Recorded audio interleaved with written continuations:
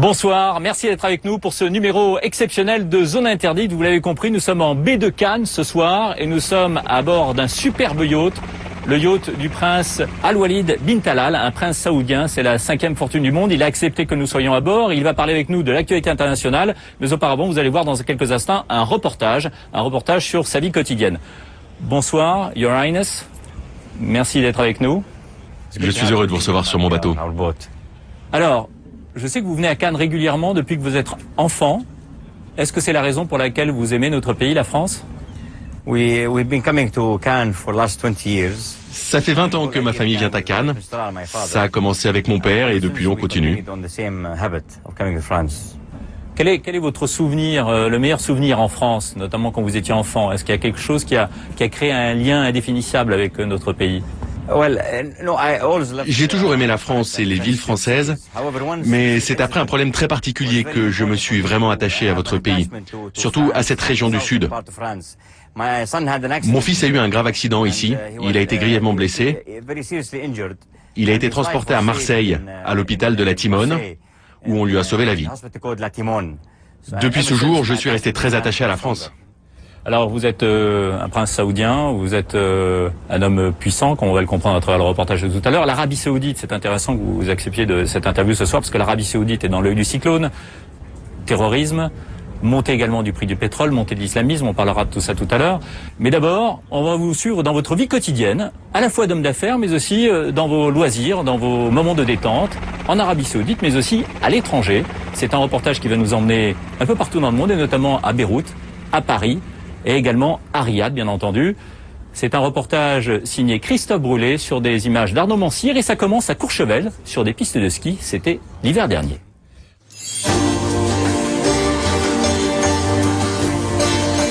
Le 22 janvier dernier, sur les pistes de Courchevel, notre première rencontre avec le prince Al-Walid. Le milliardaire saoudien est en vacances en France pour une semaine. Sur les pistes, un skieur comme les autres. Vous êtes sûr que je dois mettre le masque? Hein? Ouais, vu qu'on monte, vous aurez besoin du masque, mais là maintenant vous êtes bien. Seule la présence d'un moniteur de ski américain et de quelques gardes du corps le distingue des autres vacanciers. Et pourtant, cet homme possède la 5e fortune du monde, 20 milliards d'euros. Nous sommes au téléphérique qui monte à la Solire, le plus haut sommet de Courchevel. La météo est mauvaise et l'accès est fermé. Mais pas pour Walid bin Talal. Le milliardaire saoudien a réservé pour lui et pour sa suite le restaurant situé au sommet de la station. Merci Votre Altesse, c'était du très bon ski aujourd'hui. Excellent. Nous arrivons au sommet. À presque 3000 mètres d'altitude, l'endroit est désert. Il est 17h, c'est l'heure de la prière.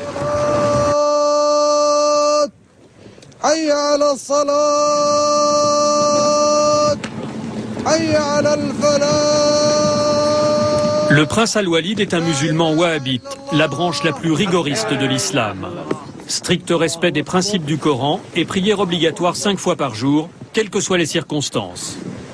Il fait moins 10 degrés, il neige, peu importe.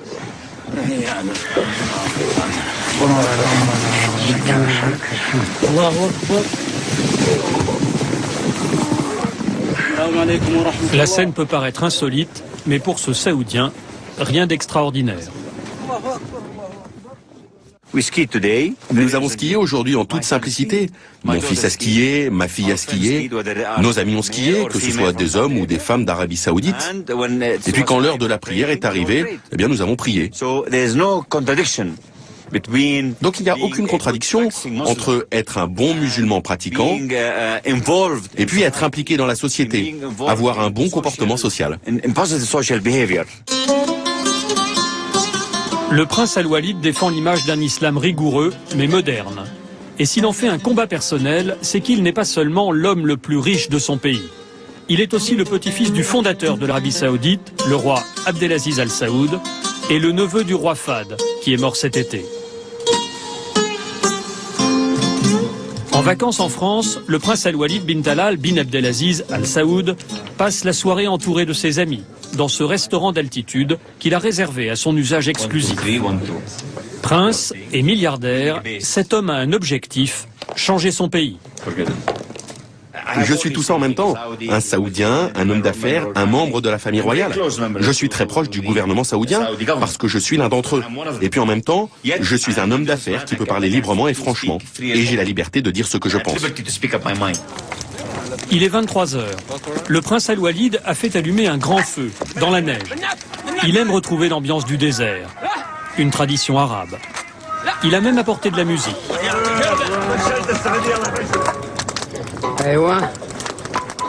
Autour de lui, sa suite. De vieux bédouins qui l'accompagnent partout, quelques amis, mais aussi son valet, son coiffeur, son médecin, ses gardes du corps et un conseiller financier américain. Le prince n'hésite pas à s'afficher en présence de femmes. Ce sont des Saoudiennes, elles travaillent avec lui.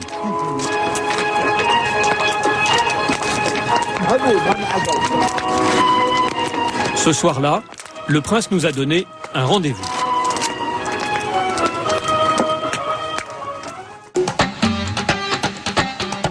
Trois semaines plus tard, nous sommes à Riyad, la capitale du royaume d'Arabie Saoudite.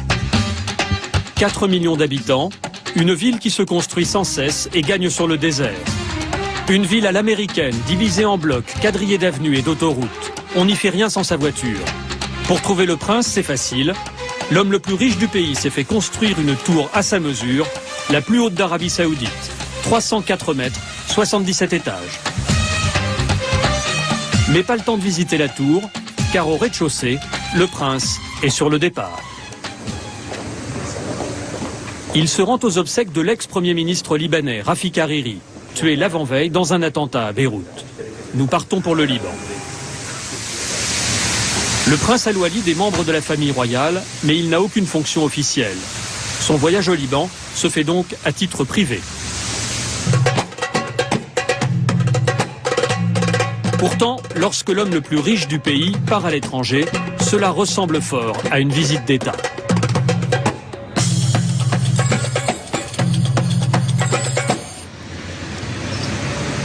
À l'écart de la zone commerciale de l'aéroport, voici l'avion du milliardaire. Ce parking est réservé à la famille royale. L'avion du prince Al-Walid est un Boeing 767. Protocole oblige, le prince est le premier à monter à bord. Il y a 2h30 de vol pour atteindre Beyrouth. Le temps de visiter. Au centre de l'avion, le prince dispose d'un petit bureau. Et voici sa chambre. Le dessus de lit est en vison. Mais le prince n'y dort jamais. Bien sûr, il y a une salle de bain.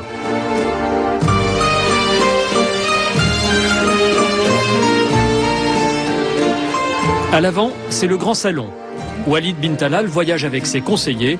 Ce jour-là, son médecin privé et un avocat. Les hôtesses sont saoudiennes, anglaises, polonaises, et le prince souhaite qu'elles soient habillées à l'occidental.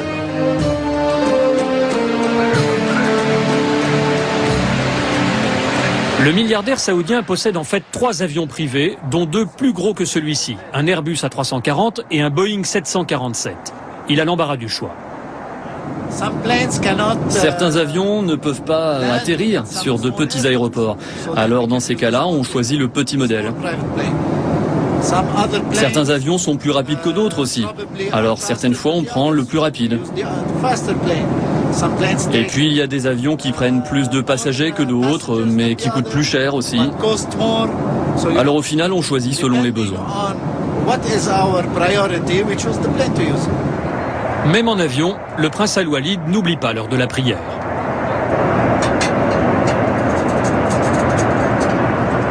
Cet homme qui fait chaque année près de 10 fois le tour de la planète ne veut pas perdre un instant quand il voyage. Il veut garder le contact permanent avec ses affaires. C'est la responsabilité de Raouf, un franco-algérien. Dans l'avion, Raouf vérifie les liaisons par satellite. Tout doit fonctionner. Quand on vole à travers toute la planète, il n'y a pas des zones d'ombre, des endroits où on ne peut plus être joint? Non. Mon travail, justement, c'est d'effacer ces zones d'ombre-là. Je dois toujours trouver une technologie qui nous permet de ne pas avoir de zones d'ombre. C'est là que je change donc les satellites par rapport à l'endroit où on est sur Terre. J'ai juste à changer le satellite pour établir la communication. Et à partir de là, je transfère les appels au prince. Sinon, des fois, lui, c'est lui qui m'appelle pour appeler quelqu'un et le transférer d'ici. Donc tout se passe ici. Le fax, l'email, tout arrive là. Aujourd'hui, si le prince tient à se rendre au Liban, c'est parce qu'il a des liens particuliers avec ce pays.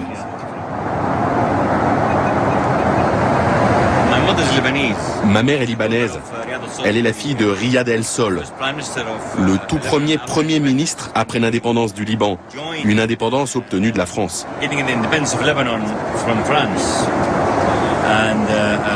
Et moi, j'ai habité au Liban, où j'étais à l'école élémentaire, chez ma mère. Si par son père, le prince est un des héritiers du fondateur de l'Arabie Saoudite, il est donc aussi par sa mère le petit-fils d'un des fondateurs du Liban moderne. Une double filiation qui fait de lui un des hommes les plus puissants du Moyen-Orient. Et pendant que l'avion du prince survole la ville, les Libanais enterrent leur ex-premier ministre.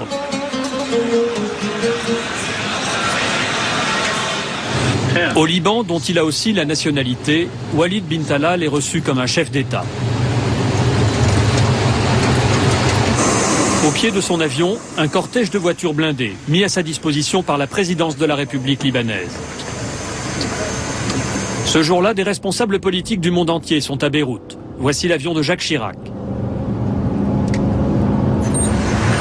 Dans la ville, 3 jours après l'attentat, la tension est à son comble. L'objectif du prince est de se montrer aux côtés de la famille de Rafik Hariri, dont il était pourtant un adversaire politique. Mais il est venu dénoncer le terrorisme.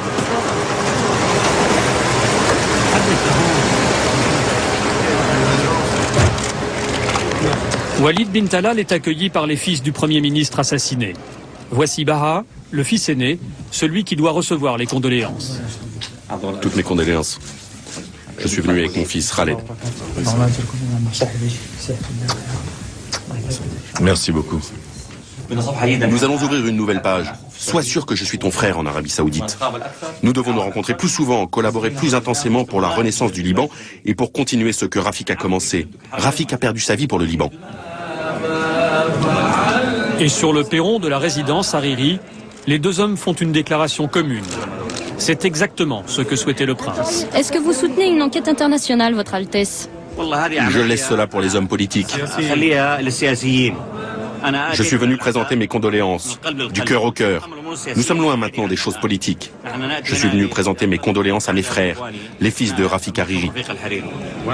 Et nous disons que cette maison est la maison d'Al-Walid bin Talal.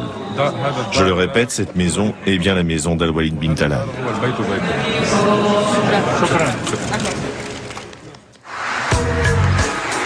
Retour à Riyad. Et cette fois-ci, nous allons pouvoir visiter la tour du prince Al-Walid. Presque au sommet, voici le siège de sa société, Kingdom Holding. Le prince Al-Walid n'est pas un roi du pétrole, mais un financier. Sa société, fondée il y a 25 ans avec, selon lui, 15 000 $, pèse aujourd'hui près de 24 milliards de dollars. Il est 30 fois plus riche que la reine d'Angleterre. Le milliardaire est actionnaire de plusieurs dizaines de multinationales, dont les logos sont affichés sur les murs du hall d'entrée. Et à l'entendre, s'enrichir, c'est facile. Il suffit d'acheter quand une très grande marque se porte mal. Ces entreprises ont toutes connu des difficultés, parfois même des grosses difficultés, mais elles ne seront jamais fichues. Et notre travail à nous, c'est d'être à l'affût de ces sociétés. Et au bon moment, on achète. Pour moi, le secret, c'est de savoir quand acheter et à quel prix. C'est ça qui vous fait gagner beaucoup d'argent. Son plus joli coup, c'est en 1991. Le prince achète alors 600 millions de dollars d'actions de Citigroup, la plus grande banque du monde, à l'époque en pleine crise. Depuis, sa mise a été multipliée par 18. Ce milliardaire investit aussi dans l'industrie hôtelière et l'immobilier. Et il est propriétaire de 6 chaînes de télévision. Mais le prince Al-Walid n'est pas seulement un homme d'affaires. Il a aussi l'ambition de réformer la société saoudienne. Son premier combat est un combat pour les femmes. En Arabie Saoudite, les femmes ont l'obligation de porter le voile. Il leur est impossible d'étudier, de travailler, de conduire, de voyager sans l'accord de leur mari ou de leur père. Dans certains lieux publics, comme dans ce centre commercial, il existe même des séparations physiques qui empêchent hommes et femmes de se côtoyer. Toutes ces règles sont strictement contrôlées par la police religieuse. Mais dans les bureaux du prince Al-Walid, Des femmes travaillent avec des hommes. Elles ne portent pas le voile et leurs tenues sont même féminines, presque sexy. Une situation à ce point révolutionnaire que certaines de ces Saoudiennes ont refusé d'être filmées. Pour le prince, les contraintes qui pèsent sur les femmes saoudiennes n'ont rien à voir avec la religion. Elles sont imposées par la tradition, et la tradition, il veut la bousculer. Je suis à l'avant-garde, aux avant-postes, en offrant aux femmes des postes importants dans ma société. Car j'espère que nous serons la locomotive pour d'autres entreprises, et même pour le gouvernement, afin de permettre aux femmes de travailler. Bien sûr, dans les limites de la tradition islamique. J'insiste sur ce point, car je ne veux pas que qui que ce soit détourne mon discours et dise « Attention, il n'est pas dans les limites de l'islam ». Non, non, je suis dans les limites de l'islam. Dans ce bureau, 2 jeunes saoudiennes font du secrétariat. Chacha et Noaf sont des pionnières, les premières secrétaires saoudiennes à travailler sans foulard, dans la même pièce que des hommes. Leur situation est si exceptionnelle qu'elles n'osent pas en parler autour d'elles. Pour nous, elles font une exception. Vous savez, j'avais un peu peur quant à la réaction de certaines personnes, certains de mes proches, des gens que je connais. Mais vous m'avez dit que c'était pour la télévision française. Et j'espère que c'est vrai. Et si ça passait sur la télé saoudienne? Non, je ne pense pas. Je n'aurais jamais accepté. Je n'aurais jamais dit oui. Parce que vous savez, je pense que j'aurais eu plein de critiques de proches qui seraient allés voir mon père et ma mère pour leur dire « Pourquoi tu la laisses travailler dans cet endroit? Ce n'est pas bien. » Pour pouvoir travailler ici, ces jeunes femmes ont dû obtenir l'aval de l'homme qui leur est le plus proche. Pour Noaf, son père, et pour Shadja, son mari. Au début, il n'était pas vraiment d'accord. Mais on en a beaucoup parlé. Et il est venu ici avec moi pour voir comment c'était. Ça lui a plu, il a été d'accord. Et c'est facile pour vous de travailler avec des hommes? Oui, c'est très facile pour moi. Je les traite comme des collègues, hommes ou femmes, ce sont tous les mêmes. C'était ma décision de saisir ou non cette opportunité, mais j'étais très contente qu'il nous ait donné cette grande chance. Je peux donner plus à ce pays et je peux prouver que je peux faire le travail d'un homme dans un environnement mixte et que cela ne m'affectera pas. Ce n'est pas rien, vous savez. Mais voilà, si l'initiative du prince plaît à ses visiteurs occidentaux, elle se limite au siège de son entreprise.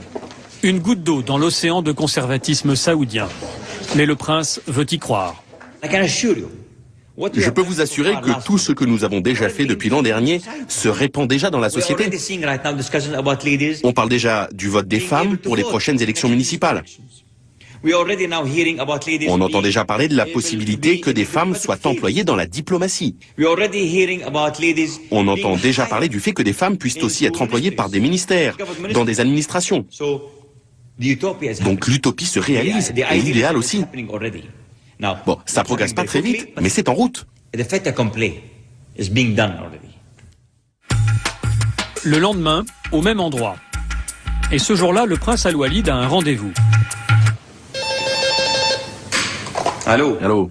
Faisal, vous êtes où? Allez, dépêchez-vous. Un rendez-vous et pas avec n'importe qui. Votre Altesse, vous attendez qui là?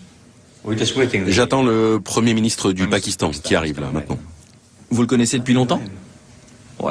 Oh, ça fait longtemps qu'on se connaît. Il était à la banque Citigroup. C'était un des hauts responsables de Citigroup. Et puis il était aussi Citigroup, dont je suis un des gros actionnaires. Il était aussi le PDG de la Saudi American Bank, dont je suis aussi un des actionnaires. Enfin, c'est vraiment une grosse pointure. Et de le connaître, ça aide dans les affaires? Ça fait pas de mal. La délégation pakistanaise arrive. Le comité d'accueil est prêt. Le Premier ministre pakistanais, Shaukat Aziz, gouverne depuis 1 an un pays de 150 millions d'habitants confronté au terrorisme et aux difficultés économiques.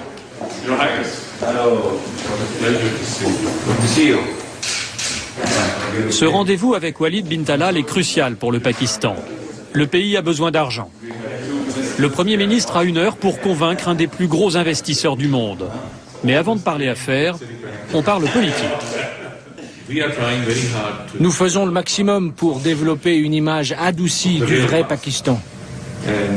Je pense que c'est une nécessité. Pas seulement pour le Pakistan, mais pour tout le monde musulman. Après le 11 septembre, si vous grattez un peu et que vous parlez aux gens, s'ils vous parlent franchement, vous verrez qu'ils ont de drôles d'idées sur l'islam et sur ce que nous pensons. Et bien sûr, le Pakistan et l'Arabie Saoudite sont les plus exposés. Oui, et je leur réponds, regardez, j'ai la même cravate.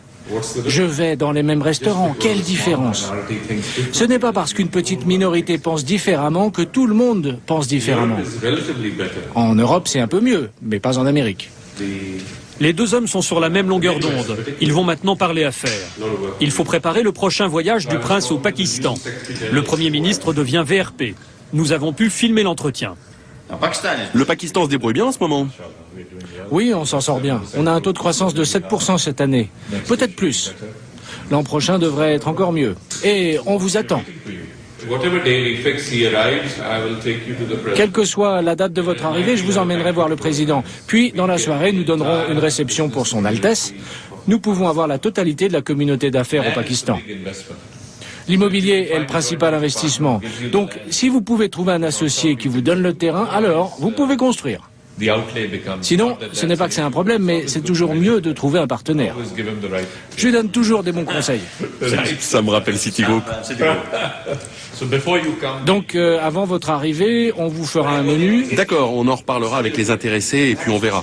Mais j'aimerais me concentrer sur 1 ou 2 gros projets. La télévision pakistanaise arrive. Bon, on refait tout le rendez-vous maintenant. On vient de se rencontrer. Fin de la conversation privée. C'est ainsi que le prince fait des affaires. Sa puissance de feu est telle que même des chefs de gouvernement se pressent dans son bureau pour obtenir ses faveurs.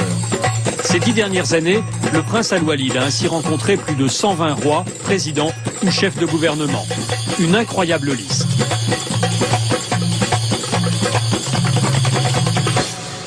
La reine d'Angleterre et son fils.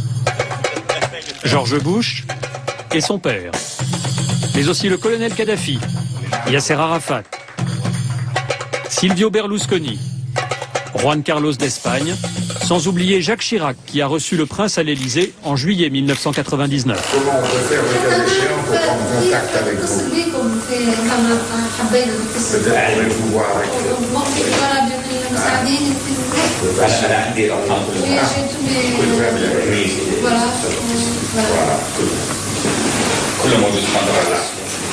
Parce que j'ai une idée. الاستثمار فيه او الدعم فيه يعتبرني انا Vous pouvez considérer que je suis prêt. Voilà, quand vous êtes un ami, je vous accompagne aussi.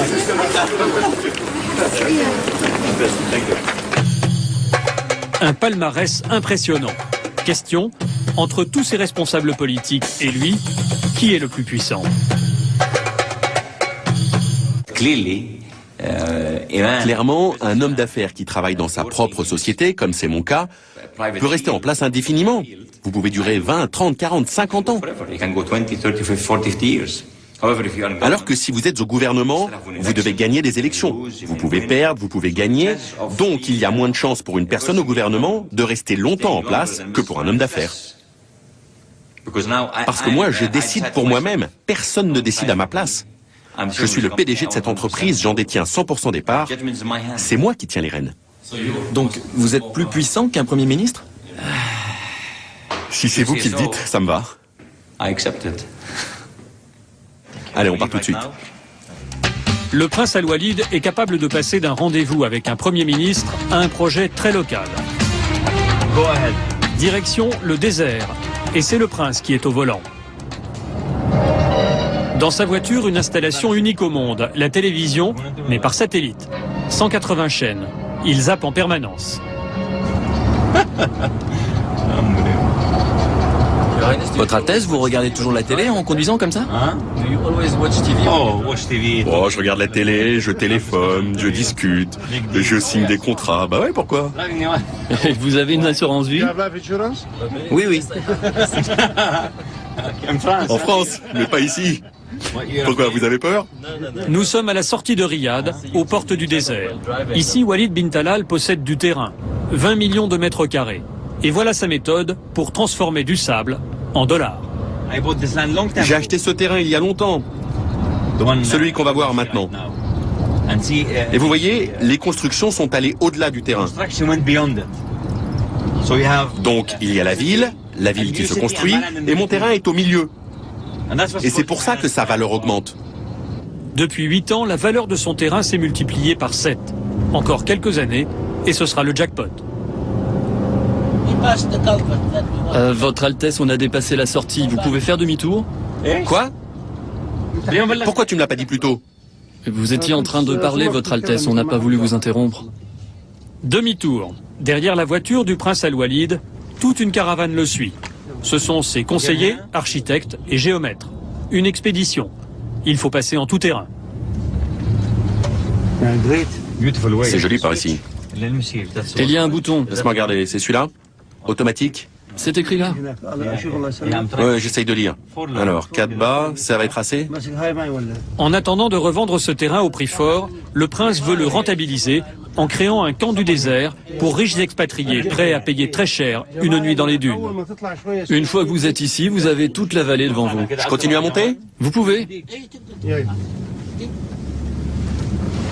Encore un petit tour de piste et tout le monde suit. Il faut trouver le meilleur endroit pour imaginer le projet. Pas facile de se repérer dans les dunes. Vous voyez, Votre Altesse, on aperçoit la route d'ici. Mais moi, je ne veux pas voir la route. C'est très important, ça. Alors, regardez plutôt par là. Ça, c'est la tente pour les repas? Oui, c'est la tente principale. Comme beaucoup de membres de la famille royale, le prince Al-Walid doit une partie de sa fortune à des opérations immobilières.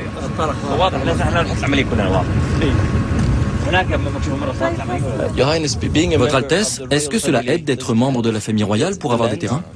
Non, ça, je l'ai acheté. Je l'ai acheté avec mon argent personnel. Je n'obtiens jamais de terrain gratuitement. Il est souvent dit que des membres de la famille royale obtiennent des terrains gratuitement. Non, ceci a été acheté, et j'en ai la preuve. Je n'ai jamais obtenu un terrain grâce à l'appui du gouvernement. Jamais. Jamais. D'ici, on aperçoit la route, au loin. Le prince n'aime pas l'endroit choisi par ses équipes pour installer le camp. Il reprend le volant pour chercher le site idéal. Je n'aime pas cette vue, c'est vraiment un désastre. Vraiment, hein. J'aime pas. Désolé, hein, mais je préfère te dire la vérité. On n'a encore rien fait, on peut déplacer les drapeaux. Ça y est, ni trop haut, ni trop bas, protégé sans être encaissé, à l'abri des crues, à l'écart de la route, ce sera finalement ici.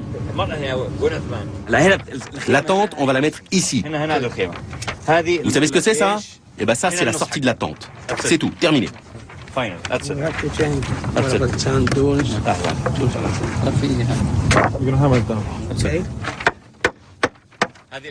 Et maintenant, le prince décide du reste. Bon, nous allons maintenant faire notre propre dessin. Nous sommes ici, et derrière nous les collines, correct? Oui, oui. Et voici l'autre colline, là. Tout ça, c'est la vallée. Et puis là, les autres collines. Et on a dit que la tente serait là, n'est-ce pas? Bon, vous allez travailler là. Vous pouvez faire des propositions avec une ou deux options. Vous commencerez par la grande tente, et le reste suivra. Walid bin Talal a parlé, ses collaborateurs n'ont plus qu'à s'exécuter. C'est ainsi qu'il fonctionne avec ses équipes. Prince peut-être, mais surtout patron. D'ici 2 mois, le camp sera installé, et en attendant d'être revendu dans quelques années, ce terrain va déjà rapporter un peu d'argent.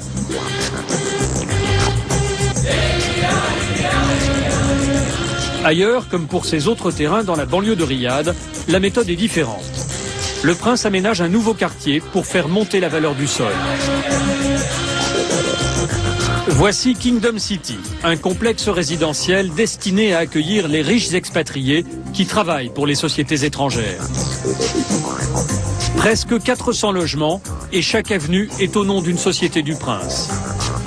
Loyer annuel entre 15 000 et 80 000 euros.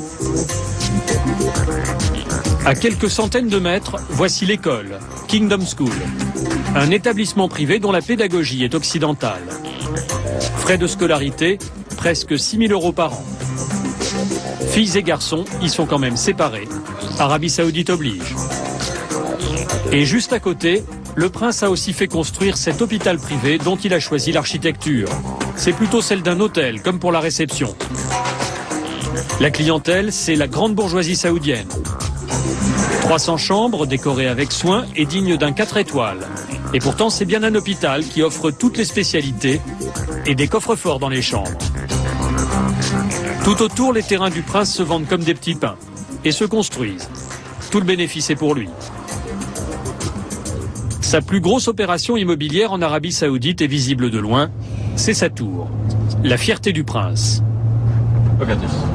Regardez ça. C'est aussi beau que Brigitte Bardot il y a 20 ans, non? Ça vous fait rire? Une beauté qui rapporte. En plein centre-ville, toutes les parcelles voisines de la tour ont pris de la valeur.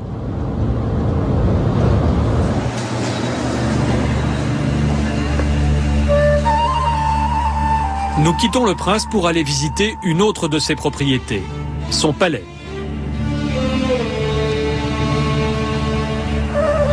Voici les murs du palais, une enceinte carrée de 500 mètres de côté, bien protégée. De l'extérieur, impossible de voir ce qui se cache derrière ces murs. Voici la porte d'entrée. Ce palais a été construit il y a 6 ans. Le prince Al-Walid, qui en est à son 4e mariage, vit ici avec sa fille de 21 ans et son fils de 23 ans. À chacun son bâtiment. Un pour le prince et 2 autres pour son fils et sa fille. Au total, 317 pièces. La visite commence par les jardins, dessinés par le prince lui-même. Il adore prendre ses repas en extérieur. Un jardin japonais, quelques rocailles, de quoi organiser d'agréables barbecues. Cette piscine se prolonge à l'intérieur du bâtiment de droite. C'est le jardin secret du prince Al-Walid, le hall africain. Ici, la lumière est jaune, c'est normal, c'est pour faire savane. Walid bin Talal est un passionné de nature et d'Afrique. C'est ici qu'il rassemble ses trophées, ses animaux chassés au cours de safaris africains.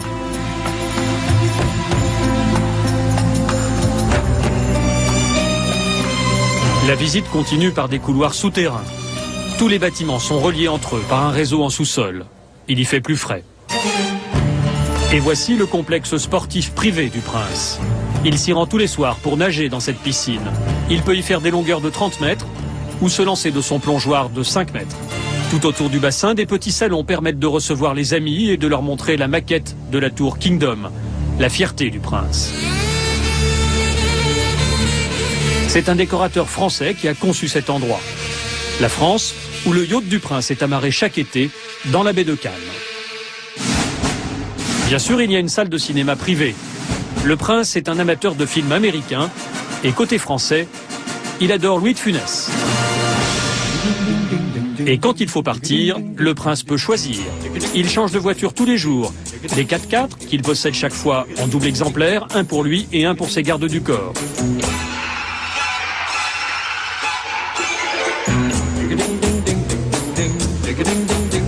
Celle-ci n'est pas en double, c'est la Rolls-Royce du prince.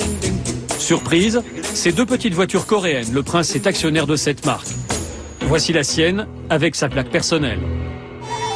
Dernière étape de la visite, l'entrée vers les salons de réception.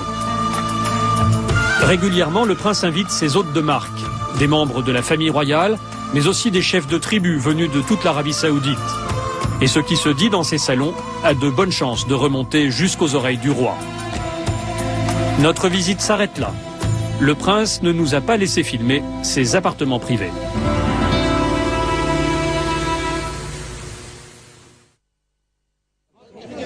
Mais Walid bin Talal a voulu nous montrer autre chose, juste derrière son palais. Il est 7 h du matin. Le long du mur d'enceinte, des hommes qui attendent. Ils sont au moins 500.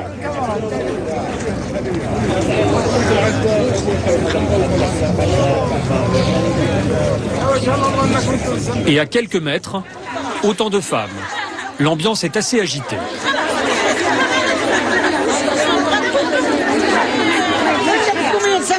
Vous êtes le numéro 199, madame. Vous pouvez aller vous asseoir là-bas au fond. En fait, toutes ces personnes sont ici pour une raison précise, demander de l'argent au prince. Je suis malade. Je viens demander de l'aide. Il n'y a personne pour m'aider sauf le prince. Mon mari a eu une attaque et il est hémiplégique. Et moi j'ai un cancer et je suis presque aveugle. Et je n'ai que Dieu et le prince Al-Walid. La situation n'a rien d'exceptionnel. 11 mois par an, 5 jours par semaine, de 7h à 10h du matin, une foule se présente au palais, des demandes à la main. Aujourd'hui, les femmes déposent leurs dossiers qui seront étudiés par les services du prince. Elles passent avant les hommes et malgré le désordre apparent, tout va très vite. En moins d'une heure, toutes leurs demandes seront enregistrées.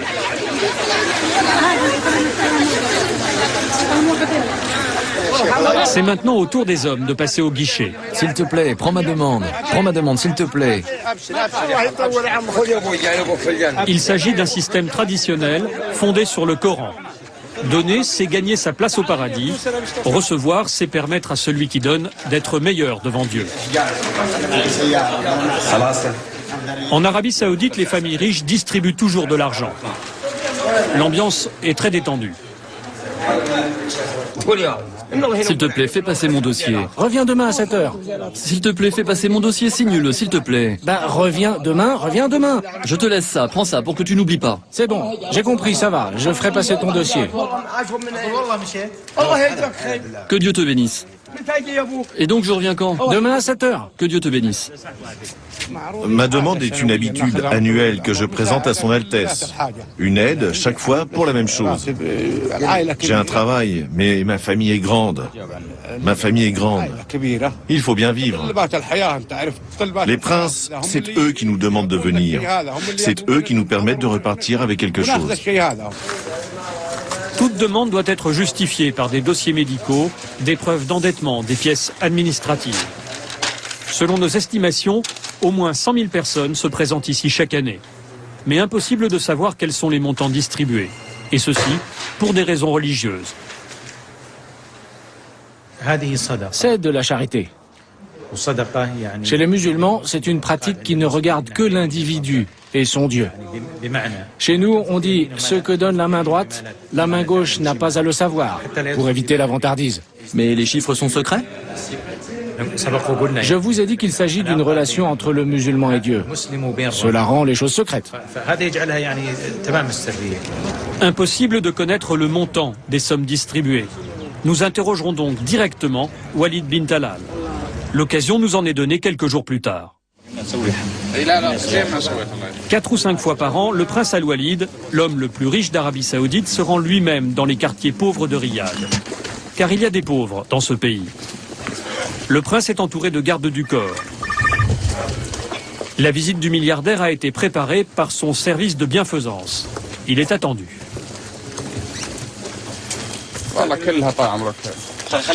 C'est pour moi ça?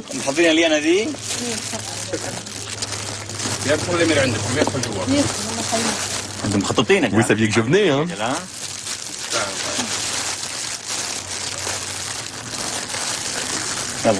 On entre? C'est terrible, c'est terrible. Et c'est ça l'Arabie Saoudite. Vous voyez, c'est un mythe que tout le monde soit riche ici. C'est pas vrai, regardez, là voilà la réalité. Combien de personnes vivent sous le seuil de pauvreté dans le pays? Oh, il y a au moins 700 000 familles. Multiplié par 2 ou 3 personnes, allez, disons 2 ou 3 millions de personnes. Et la position officielle de l'Arabie Saoudite aujourd'hui, les statistiques officielles, c'est que 2 millions de personnes vivent sous le seuil de pauvreté. Nous devons faire de notre mieux pour les aider, directement ou indirectement. Oh, je le crois pas, regardez ça. L'aide sociale existe en Arabie Saoudite, mais elle est très limitée, tout comme le système de retraite. Et dans le pays, le taux de chômage, selon des estimations officieuses, est de 30%. Car en dehors du pétrole, peu d'activités économiques ont été développées. L'aide directe du prince, ce sont des distributions d'argent liquide. Et selon la tradition, il s'en charge lui-même.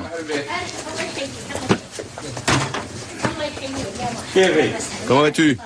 Bienvenue et longue vie. Où est le chef du foyer ici? C'est moi le chef du foyer. Et voici mon fils. Il n'y a que mon fils et moi. Viens ici. J'ai un autre fils criblé de dettes, qui s'appelle Saad. Criblé de dettes. Je suis déjà venu ici. Oui, tu es venu à Ramadan et tu as donné à mon fils Saad qui est grand et brun. Il est toujours criblé de dettes. Et j'ai encore Abdelrahman, Noura et Sheka. Tous comptent sur moi. Où est Sheka? Sheka est là. Hassan, où est l'enveloppe? Voilà, c'est pour toi. Il y a ce fils aussi, ce fils qui est malade. Hassan, une autre enveloppe. Et mon autre fils. D'accord, mais arrête de parler. Ça y est, tu arrêtes de parler. Ce soir-là, le prince va distribuer des enveloppes dans une vingtaine de maisons. Et nous pouvons enfin lui demander combien il donne. Votre Altesse, je voudrais vous dire quelque chose. Attends un peu. Votre Altesse, combien est-il dans chaque enveloppe? Je ne peux pas vous dire. C'est entre eux et moi. C'est très intime, juste entre eux et moi. Vous voulez dire que vous savez pour chacun d'entre eux combien il y a? Oui, oui, je sais. C'est pareil pour tout le monde. Et vous ne pouvez pas nous dire combien il y a? Non, je ne préfère pas. C'est vraiment quelque chose entre eux et moi, si ça vous ennuie pas. Vous comprenez? Je n'aime pas parler de ça en particulier. Oui, mais à partir du moment où vous nous montrez, la question évidemment est combien y a-t-il? C'est logique pour nous. $1000. $1000 chacun? Oui. Oui. Qu'est-ce que ça représente en termes de salaire par rapport au pays? Pas grand-chose. Ces gens, par exemple, ils ont un loyer de $2000 par an. Alors, vous leur payez presque un an de loyer. Je viens là 1 ou 2 fois par an. Parfois, quand il y a des cas vraiment difficiles, ils viennent au palais. On leur dit qu'ils peuvent venir. Parfois, cela varie entre $1000 et $3000. Parfois. Minimum $1000, maximum 3000. C'est l'échelle. Ce soir-là, Walid bin Talal a distribué devant nous près de 40 000 €.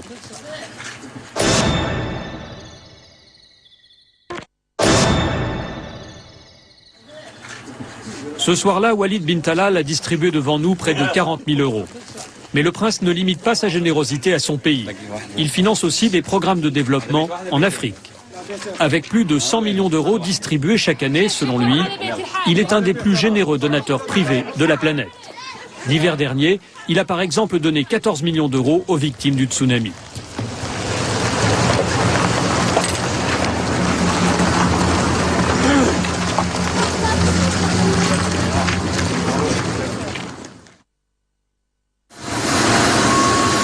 Nouveau voyage pour le prince Al-Walid. Mais cette fois-ci, nous utilisons un autre de ses avions, un Airbus A340 qu'il a racheté à l'émir du Qatar. Cet appareil sert au vol long courrier. Nous survolons la France et sommes en route vers Paris. Ce sont les vacances du prince, accompagné comme toujours de sa suite. À l'arrière, tout le monde joue à la belote, très populaire en Arabie Saoudite. Pendant ce temps-là, à l'avant, le prince est avec ses amis proches.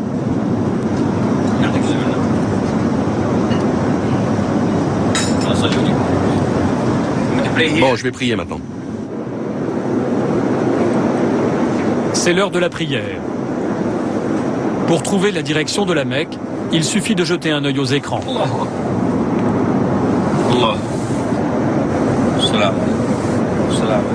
Malgré son immense fortune et sa vie hors du commun, le prince Al-Walid se défend d'avoir perdu le contact avec la réalité. Je ne laisserai jamais le pouvoir m'aveugler. Jamais.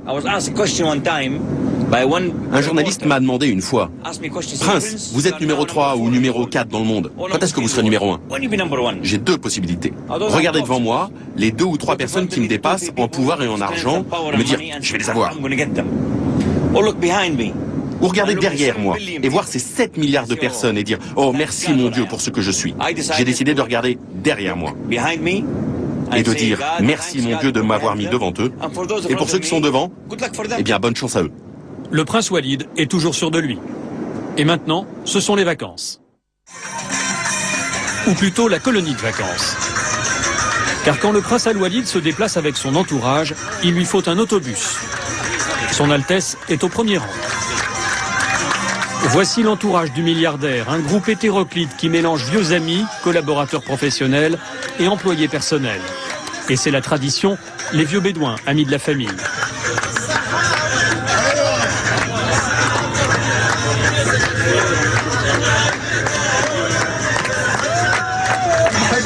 Voici le médecin personnel du prince. Il est libanais, tout comme le coiffeur.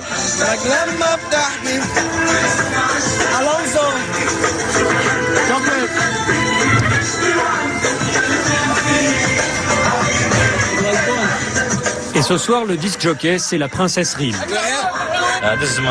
C'est la cassette de ma fille. Mais d'habitude, j'ai ma propre cassette. Mais là, c'est la sienne. Quel est le nom de ce morceau? C'est un mélange de chansons arabes. Mes chansons préférées.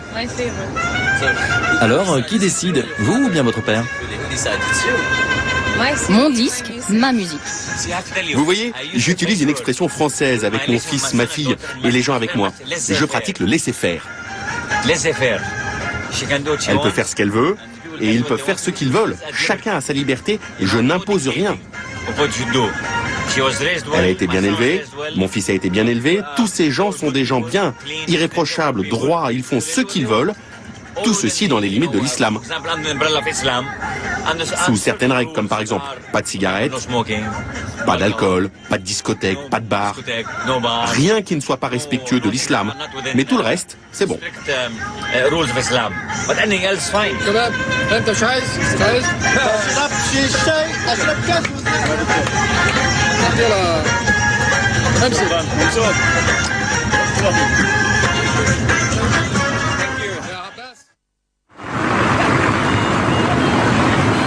Paris, 8e arrondissement. Un convoi de véhicules longe lentement le trottoir sur les Champs-Élysées.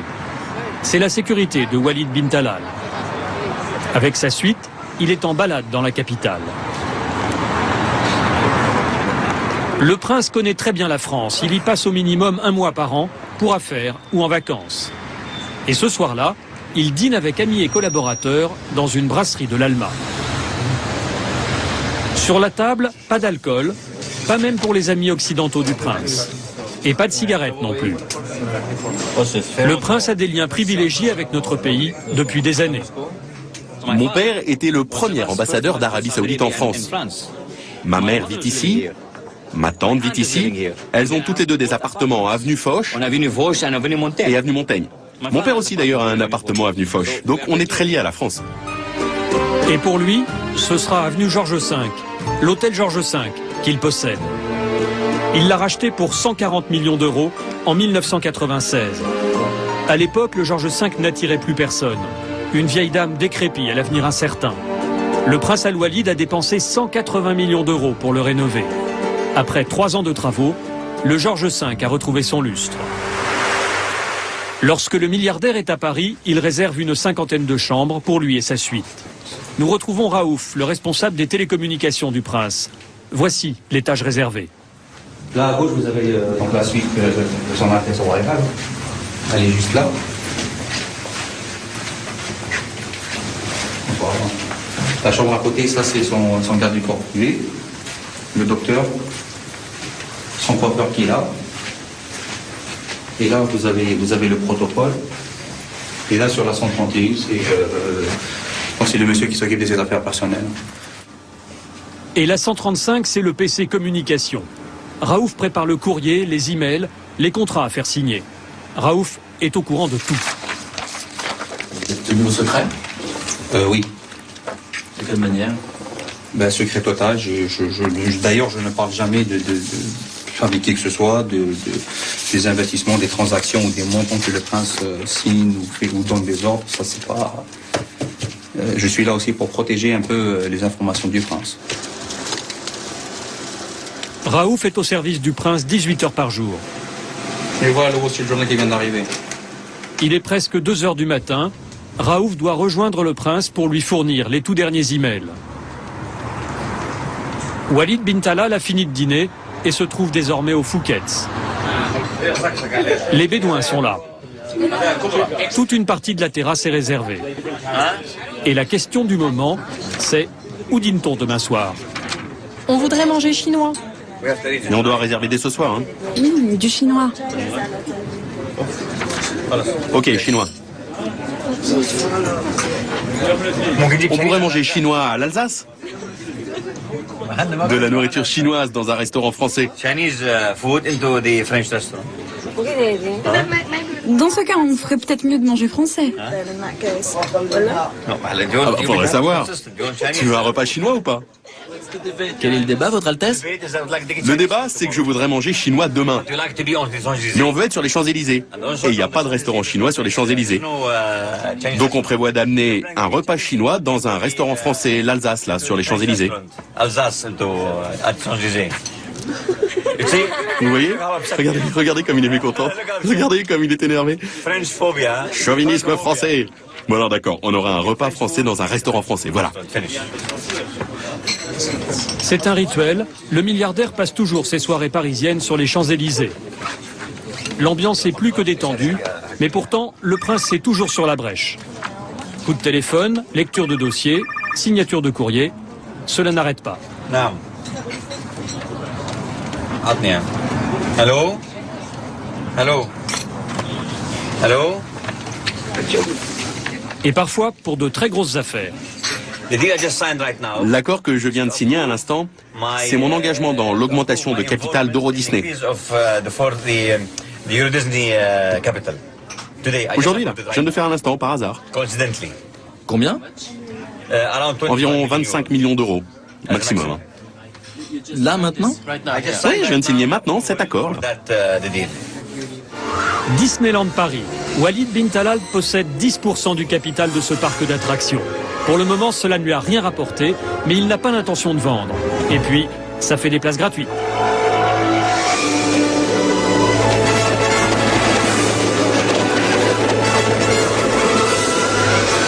Le prince adore. Et en affaires, la vitesse, c'est un de ses secrets. Si vous n'avancez pas à la même vitesse que le monde entier, alors vous restez sur la touche, même si vous allez à 100 km/h. En d'autres termes, si vous allez à 100 à l'heure, ce qui est très rapide, mais que quelqu'un d'autre est à 120, il va vous battre. Impossible. Vous devez être dans les starting blocks, prendre des décisions rapides, immédiates. Et espérons les bonnes décisions. Il est très tard dans la nuit, à l'hôtel Georges V. Dans le palace, tout le monde dort ou vaque aux occupations nocturnes. Mais quelques serveurs sont là, au garde à vous. Le prince leur a envoyé... Vous avez l'heure? Oui, pas de montre. Mais à mon avis, il doit être 4h30. 5h moins le quart. Ben voyez, 5h moins le quart. Un buffet est dressé, c'est pour le prince. Seul le maître d'hôtel personnel de Walid bin Talal maîtrise les subtilités de cet emploi du temps. Là, c'est une journée qui est très très longue où il commence le matin en général vers 11h et où il se lève vers 11h et il se couche en général vers 5-6 heures du matin. Donc ça fait vraiment des journées très très longues. Et là, c'est le dîner. Le déjeuner, en général, c'est 20h. Voilà. Tout est prêt, et heureusement, parce que le milliardaire arrive. Ce soir, cuisine iranienne ou indienne. Le prince est végétarien et fait très attention à sa ligne. Bon, je suis prêt. Qu'est-ce que vous me proposez de bon? Plusieurs sortes de soupes, de légumes, et de l'autre côté, nous avons du biebas. C'est quoi ça? Un consommé. C'est indien? Oui, bien sûr. De ce côté, c'est indien, Votre Altesse, et de l'autre, c'est iranien. C'est indien. Et là, c'est iranien. Ce sont des épinards et des pommes de terre, comme vous avez demandé. Il y a de la crème, non? Sans crème, non, c'est du riz. Comment savez-vous qu'il n'y a pas de crème? Parce que nous l'avons demandé au chef. Donnez-moi une cuillère de ça, alors. Avec plaisir, Votre Altesse. Ok. C'est bon, terminé, merci. Votre Altesse, vous ne voulez pas de soupe ce soir? Mais c'est quoi cette soupe? Vous en voulez une autre? C'est quoi celle-là? Il y a du curry, des épices. Et des lentilles. Donnez-moi une soupe de poisson. Avec plaisir. Une soupe de poisson, régime, 100%. Sinon, c'est trop risqué, je pense. Bon, ok, les autres peuvent commander maintenant. Merci, Votre Altesse. Et chaque nuit, le prince Al-Walid peut rester ainsi, à souper dans les salons du Georges V, jusqu'à l'aube.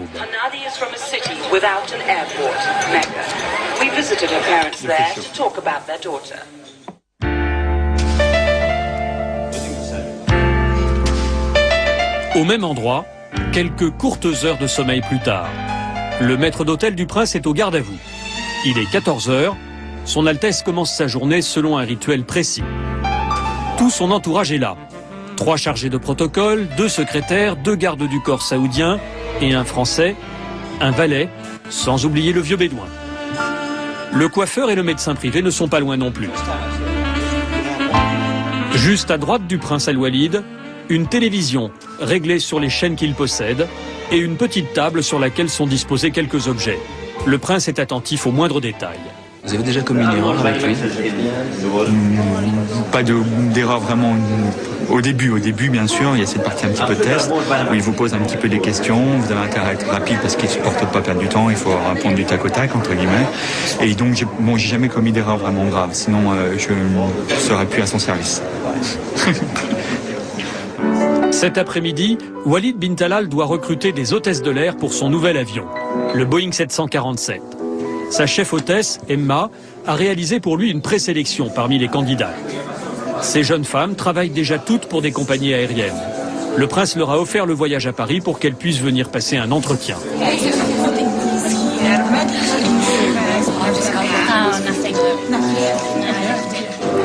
Tu les as toutes rencontrées? Oui, Tu t'es fait ton idée pour chacune d'entre elles? oui, j'ai ma petite idée. C'est parti.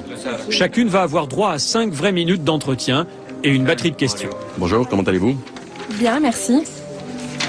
Vous travaillez où, Sandra? Au Titan Airways. Hein? Titan Airways, à Stansted. Sur quel appareil vous travaillez? Sur 777, 200 et 300. Combien d'années êtes-vous resté avec Qatar Airways? 3 ans et demi. Et vous les avez quittés là maintenant? Oui, en juillet. Vous le voulez ce boulot? Oui, je le veux vraiment. Combien d'années voulez-vous passer avec nous? 7, 6 ou 7. Vous parlez un peu arabe? Un chouïa. Bon alors on se reverra. Ne partez pas. Merci, merci messieurs. Dans ce genre de moment, le prince Al-Walid devient patron. S'il mène les entretiens lui-même, c'est qu'il considère les relations entre salariés de sa société comme une des clés de sa réussite. Emma doit valider cette hôtesse. Et même si moi je suis d'accord, mais qu'Emma ou le commandant de bord ne sont pas d'accord, je ne l'embaucherai pas. Il faut de l'harmonie, toujours. Et ce prince patron n'a pas son pareil pour déstabiliser un interlocuteur afin de le tester. Ce pilote de 747 va en faire les frais. Si je vous offre ce boulot aujourd'hui, vous le prenez? Mais je voudrais savoir.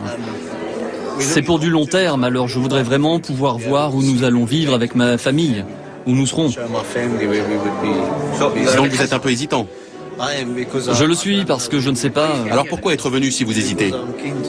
Parce que j'ai vraiment envie d'avoir ce boulot. Je pense que votre avion, le 747 que vous avez commandé, va être extraordinaire. Et vous voulez quoi exactement? Et je voudrais, si c'est possible, voir les conditions de vie. Bon, je vais en parler avec mon commandant de bord maintenant. Merci beaucoup.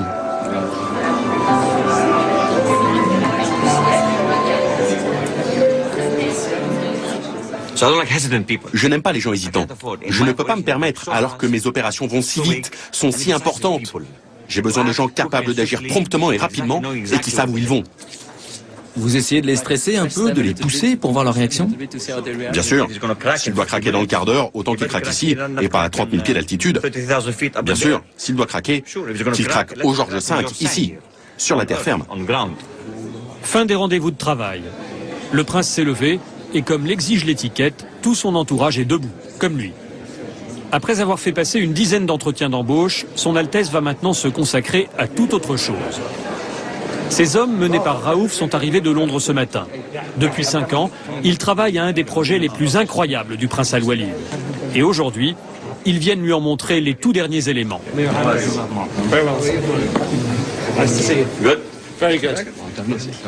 Bonjour, je peux m'asseoir à côté de vous? Où vous voulez. S'il vous plaît, venez là. Vous êtes le bienvenu. Manal, du thé. Sur ce chariot, les plans du bateau que Walid bin Talal va bientôt se faire construire. Et ce n'est pas vraiment une coque de noix. Où allons-nous l'amarrer? Oui, où est-ce que vous allez l'amarrer? Parce qu'il y a plein d'endroits pour ça. À Antibes, oui. Oui, il pourra entrer dans le port d'Antibes. Ce sera un des meilleurs bateaux du monde. Sa longueur? Quelle est sa longueur, monsieur Beckett? Sa longueur est de 171 mètres. 171. Monsieur Beckett est le responsable du bateau. Et quel sera le rang de ce bateau parmi tous les yachts privés du monde? Numéro 1. C'est l'architecte et c'est lui qui le dit. Numéro 1. Car pour le moment, le prince ne possède que le 26e plus long bateau privé du monde, le Kingdom 5KR, qui ne mesure que 86 mètres de long. Construit en 1980, ce yacht a successivement appartenu au milliardaire saoudien Adnan Khashoggi, puis au sultan de Brunei, et enfin au millionnaire américain Donald Trump. Le prince Al-Walid a racheté le bateau en 1991 et l'a entièrement réaménagé. Mais aujourd'hui, il veut un nouveau bateau, 2 fois plus grand. Et voilà le bateau. Mais vous gardez ça secret, hein? Très moderne. Entre moderne et ultra moderne. Rien de classique, une icône. Comme la tour Kingdom que vous avez vue à Riyad. Une icône. Comme le George V, une icône. Euro Disney, une icône. Des symboles, des repères. Et toujours le même message. Un message de force, de profondeur, d'être le numéro 1. Un point, c'est tout. C'est la vue vers le haut à travers l'atrium principal.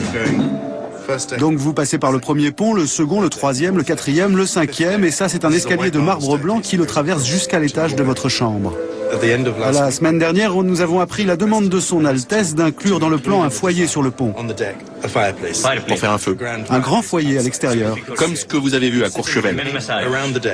Donc c'est un foyer central et le soir ce sera très agréable, tard dans la nuit, à 1h, 2h du matin, quand le feu brûlera sur le pont. À 3h. Walid bin Talal est un client exigeant et parfois imprévisible, mais son interlocuteur sait y faire. C'est une bibliothèque de 2 étages. La plus grande bibliothèque flottante. Comment ça, une bibliothèque? Vous voulez dire un grand salon? Oui, avec des livres, des objets, des choses que vous pourriez collectionner. Mais je vais pas mettre de livres ici, moi. Ah, pas de livres? Ah non, seulement rien des livres. Vous devez trouver une autre idée. Des objets, des trophées? Oui, mais pas de livres. Des trophées, oui. Des drapeaux? Je peux mettre mes médailles? Gardez cette idée, des médailles, tiens. Ah, l'ensemble sera une collection fantastique. Gardez cette idée. Faisal? Du thé. Est-ce toujours facile de travailler avec son Altesse? Ah, il est très exigeant. Mais c'est le défi. Si c'était facile, on n'irait pas aussi loin. C'est un défi d'aller aussi haut. Vous gardez le contrat, ne vous inquiétez pas. Est-ce que je peux vous demander le budget pour ce bateau? Non, vous pouvez pas. Le prix est secret, car le prince négocie encore avec les chantiers navals qui vont construire le bateau. Mais selon nos estimations, il est au minimum de 160 millions d'euros.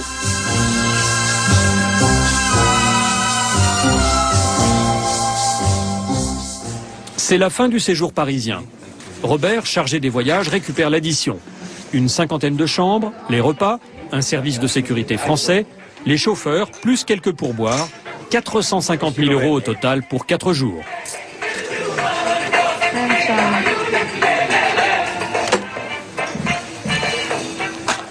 Ça aussi, ils vont le filmer? Vous vous rendez compte? Je paye pour mon propre hôtel. Car bien sûr, le prince règle la note, comme n'importe quel client. Seule différence, quand il s'en va, tout le personnel le salue, du directeur au portier.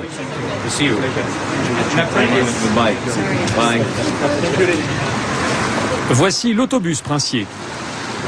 Au Bourget, c'est l'Airbus qui attend. Prochain séjour, en septembre. D'ici là, le directeur va pouvoir souffler.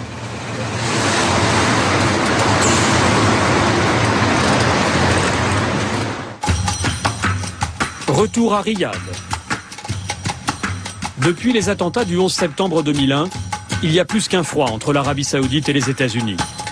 Le prince Al-Walid, qui a investi l'essentiel de sa fortune aux États-Unis, veut renouer les liens entre les deux pays. Ce soir, un dîner se prépare dans la tour du milliardaire. Ce n'est pas un dîner officiel, mais il peut compter dans les relations entre Riyad et Washington. Et le prince vérifie lui-même les moindres détails. Vous avez rédigé le menu ou pas encore? Vous allez le mettre là? Vite, très vite s'il vous plaît. Quand est-ce que vous allez mettre les noms? J'attends le... Ce sont nos couverts, ça? Oui, oui. Ça, ce sont nos couverts? Oui, oui. C'est vrai? Pas mal. L'invité du prince, c'est Madeleine Albright, ex-chef de la diplomatie américaine sous la présidence Clinton. Bonjour.